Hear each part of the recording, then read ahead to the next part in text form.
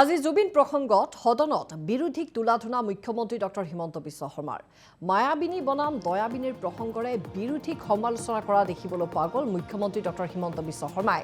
নিৰ্বাচনৰ আগত জুবিনক লৈ দুখন সমাজৰ সৃষ্টি হৈছিল বুলি মন্তব্য কৰিছে মুখ্যমন্ত্ৰীগৰাকীয়ে এখনত জুবিনক জীৱনত সন্মান নিদিয়া এখনত জুবিনক জীৱনত সন্মান কৰা আৰু আনখন মৃত্যুৰ পাছত ব্যৱহাৰ কৰা জুবিনক লৈ ৰাজনীতি কৰা সকলে আগতে নিৰ্মমভাৱে সমালোচনা কৰিছিল আৰু সেই সময়ত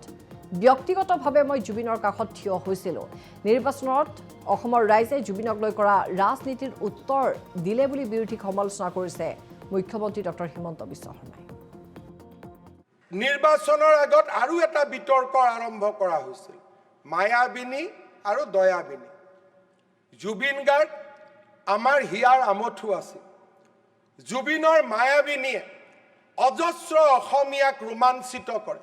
জুবিনৰ নাম লৈ ৰাজনীতি কৰিব বিচৰা সকলে যেতিয়া জুবিনক সমালোচনা কৰিছিল ব্যক্তিগতভাৱে তেওঁৰ লগত মই সদায় থিয় হৈ আছিল মই সদায় কৈছিলোঁ যে জুবিন ৰাষ্ট্ৰৰ সম্পদ জুবিন অসমীয়াৰ সম্পদ জুবিনক জীৱনত সমালোচনা নকৰিবা জুবিনৰ যেতিয়া মৃত্যু হ'ব আমি সকলোৱে কান্দিব লাগিব আৰু ই মোৰ কোৱা কথা নহয় মোৰ এই বক্তব্য বহুকেইটা বক্তব্য ছ'চিয়েল মিডিয়াত ঘূৰি আছে অধ্যক্ষ মহোদয় জুবিনক জীৱনত সন্মান কৰা আৰু মৃত্যুৰ পিছত ব্যৱহাৰ কৰিব বিচৰা দুখন সমাজৰ সৃষ্টি হৈছিল ইলেকশ্যনৰ আগত যিসকলে জীৱনকালত জুবিনক নিৰ্মমভাৱে সমালোচনা কৰিছিল তেওঁলোকে জুবিনৰ সমাধিলৈ গৈ অসমৰ ৰাজনৈতিক যুদ্ধখনক তেওঁলোকৰ ফালে লৈ যাবলৈ চেষ্টা কৰি যিসকলে নিজৰ জুবিনক যিসকলে নিজৰ জীৱনত নিজৰ সমষ্টিলৈ এবাৰো অনুষ্ঠানৰ বাবে নিমন্ত্ৰণ কৰা নাছিলে ৰাতি ৰাতি তেওঁলোক জুবিনৰ সমৰ্থক হৈ পৰিছিল কিন্তু দুৰ্ভাগ্য তেওঁলোকৰ মুখেদি মায়াবিনী ওলাইছিল তেওঁলোকৰ মুখেদি দয়াবিনী ওলাইছিল কোনো কথা নাই যিসকলে নিজৰ সমষ্টিত বাংলাদেশৰ পৰা সদায় গায়ক আনিছিল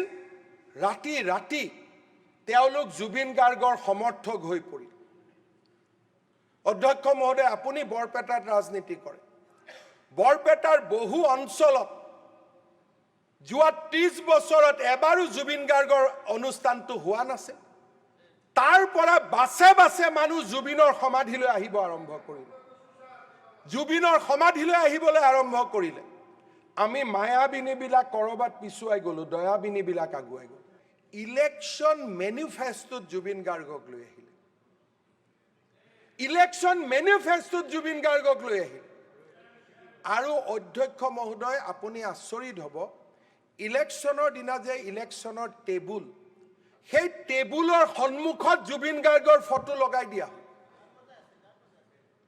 অধ্যক্ষ মহোদয় ইলেকশ্যনৰ আগত এটা বিশেষ ৰাজনৈতিক দলৰ অফিচৰ সন্মুখত সেই ৰাজনৈতিক দলৰ সভাপতিজনৰ ফটো নাছিলে বিজেপিৰ কাৰ্যালয়ৰ সন্মুখত বাজপেয়ী নৰেন্দ্ৰ মোদীৰ ফটো দেখা পোৱা যায় কংগ্ৰেছৰ কাৰ্যালয়ৰ সন্মুখত ৰাজীৱ গান্ধী ইন্দিৰা গান্ধী ৰাহুল গান্ধীৰ ফটো দেখা পোৱা যায় এইবাৰ বদলি গ'ল অধ্যক্ষ মহোদয় সদায় বদলি থাকিবনে নাই